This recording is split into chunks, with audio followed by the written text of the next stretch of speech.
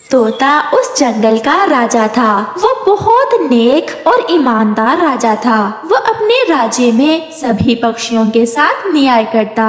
तोता अब बहुत बीमार रहने लग गया था और वो सोच रहा था कि अपने जीते जी किसी दूसरे पक्षी को जंगल का राजा बना दे।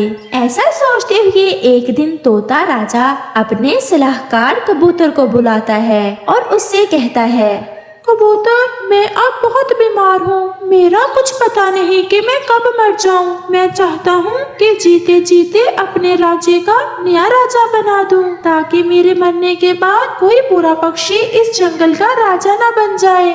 ये आपने ठीक सोचा तोते राजा जी, परंतु आप किसे राजा बनाना चाहते हैं? यही तो मैं सोच रहा हूँ कि ईमानदार और नेक पक्षी को कैसे तलाश करूँ। राजा जी, मेरे पास एक उपाय है, अगर आपकी इजाजत हो तो बताऊं? बताओ बताओ कबूतर, मैंने इसीलिए तो तुम्हें बुलाया है। राजा जी, मैं आज ही पूरे जंगल में ऐलान करवा देता हूँ कि जो जो पक्षी आपके बाद राजा बनना चाहता है वो आपके पास आकर अपना नाम लिखवा दे, और फिर बाद में हम उन पक्षियों की परीक्षण लेंगे और जो पक्षी हमारी परीक्षण में पूरा उतरेगा उसे आप राजा बना देना। ये तो बहुत अच्छा उपाय है कबूतर, आप आज ही जाओ और पूरे जंगल में ऐलान करवा दो। सुनो सुनो सुनो, जंगल के रहने वालों सब सुनो, तोते राजा जी ऐलान करवा रहे हैं कि वो जंगल का नया राजा बनाना चाहते हैं। जो जो पक्षी राजा बनना चाहता है तोते राजा के पास जाए और अपना नाम लिखवा दे। सुनो सुनो सुनो। ऐसे कबूतर पूरे जंगल में ऐलान कर देता है। हमारे राजा जी बहुत अच्छे थे। वो बहुत ईमानदारी और न्याय से काम लेते थे, और अब अगर उनके मर जाने के बाद कोई बुरा पक्षी राजा बन गया तो बहुत बुरा होगा। चिड़िया बहन, आप भी जाए तोते राजा के पास और अपना नाम भी लिखवा दें। परंतु बुलबुल बहन, मैं ये कैसे कर सकूंगी? मुझे पूरा विश्वास है चिड़िया बहन, आपसे अच्छा और कोई पक्षी नहीं है इस जंगल में तोते राजा के बाद। आप जाएं, अपने लिए नहीं तो बाकी सब पक्षियों के लिए ही सही। फिर चिड़िया बुलबुल की बात मान लेती है और तोते राजा के पास चली जाती है। कालू जी, सुना है कबूतर क्या ऐलान कर रहा था? यही तो मैं सोच रहा हूँ कि अगर मैं राजा बन जाऊँ तो कितना मजा आएगा। और मैं रानी बन जाऊंगी और मैं हर रोज नए नए कहने लूंगी। कोई रोकने वाला नहीं होगा मुझे। पहले मुझे राजा तो बन लेने दो, फिर ही तुम रानी बनोगी। चलो अब तोते राजा के पास जाते हैं। फिर गौरी कौवी और कालू कौवा तोते राजा के पास चले जाते हैं। चिड़िया भी तोते राजा को अपना नाम लिखवा देती है। राजा जी, मेरा नाम भी लिख लें। बताओ बताओ कौवे, क्या नाम है तुम्हारा? कालू कौवा। कालू है जी मेरा नाम। तो फिर चिड़िया और कौवे सुनो, मैं चाहता हूँ कि मैं अपने बाद किसी ऐसे पक्षी को राजा बनाऊं जो ईमानदार हो और मेरे इस जंगल में न्याय करे। तोते राजा जी, अगर आप मुझे इस जंगल की रानी बनाओगे तो मैं आपके बाद इस जंगल का आपकी तरह ही ख्याल रखूंगी। ओ राजा जी, मैं बड़ा भी हूँ और शक्तिशाली भी, और ये चिड़िया कमजोर है। आप मुझे ही राजा बना दें। मैं और मेरी पत्नी सब संभाल लेंगे और किसी को भी कोई दिक्कत नहीं होगी।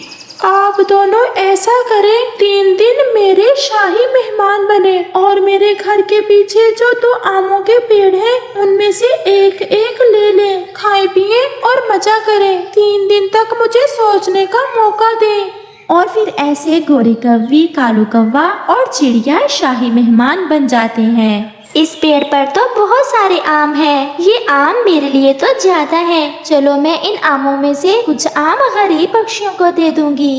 ऐसे चिड़िया उस पेड़ से अपनी जरूरत के अनुसार खुद भी आम खाती है और दूसरे गरीब पक्षियों को भी दे देती है। कालू जी, अभी तो शाही मेहमान बने हैं तो इतने स्वादिष्ट फल मिल रहे हैं। जब राजा बनेंगे तो फिर कैसा मजा होगा। चलो चलो आम खाओ और जी भर के खाओ। मुफ्त का माल है, पहली बार मिला है। मेरा तो सूखा दाना खा खा कर बुरा हाल हो गया था। ऐसे गोरी और कालू दिन रात आम खाते हैं और सोते रहते हैं। मैं भूखा हूँ कौवे। मैं कबूतर वजीर के पास गया था, उसने कहा कि आपसे एक आम ले लूं। सारी नींद खराब कर दी तुमने मेरी। चल भाग यहाँ से। ये आम का पेड़ राजा जी ने हमें दिया है, क्योंकि हम राजा जी के शाही मेहमान हैं। फिर वह पक्षी निराश होकर चिड़िया के पास जाता है और चिड़िया उसे एक आम दे देती है और वो खुशी खुशी वहाँ से चला जाता है। ऐसे ही 3 दिन गुजर जाते हैं। तोता राजा चिड़िया और कौवे को बुलाता है और पूछता है, कौवे पहले आप बताओ कि आम मीठे थे या खट्टे? मीठे राजा जी, मीठे। ऐसे स्वादिष्ट आम तो मैंने पहली बार खाए थे। खुद ही खाए सारे आम या किसी और को भी दिए? नहीं नहीं राजा जी, आपने हमें खाने को दिए थे, हम किसी और को क्यों देते। क्या पेड़ खाली हो गया? जी जी राजा जी, पेड़ खाली हो गया। नहीं राजा जी, अभी एक आम बचा है, वो हम शाम को खा लेंगे।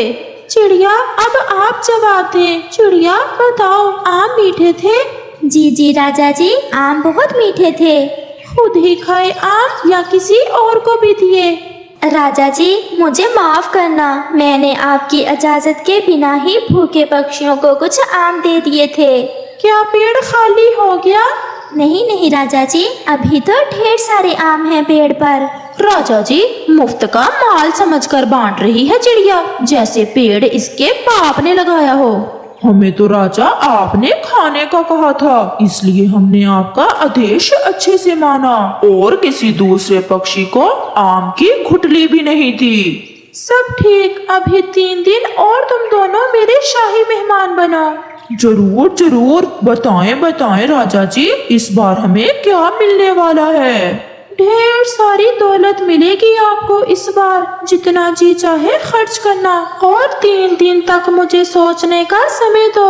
परंतु राजा जी मैं अपने घर से बहुत उदास हूँ, अगर आप कहें तो मैं एक बार अपने घर को देखाऊं। बड़ा घर है तुम्हारा? नहीं राजा जी, मेरा तो छोटा सा आशियाना है, मैं बहुत खुश खुश रहती हूँ अपने घर में। गरीब है राजा जी ये चिड़िया, हमारा घर इससे कहीं बड़ा है। अब तुम जाओ। कालू जी, इस घर में तो बहुत सारा माल है, क्या पता हम राजा बने या ना बने। क्यों ना 3 दिन में हम ये सारा माल चोरी छुपे अपने घर ले जाएं। गोरी, यही तो मैं सोच रहा था, राजा जी ने ये हमें खर्च करने के लिए ही तो दिया है, खर्च करने से ये सारा रुपया खत्म नहीं होगा, हम इसे रात को अपने घर ही ले जाएंगे। और फिर जैसे ही रात होती है, गोरी और कालू शाही महल से रुपया चोरी करके अपने घर ले जाते हैं। राजा जी ने तो बहुत सारा रुपया हमें दे दिया है, मैं इस रुपए से क्या करूं मैं इस रुपए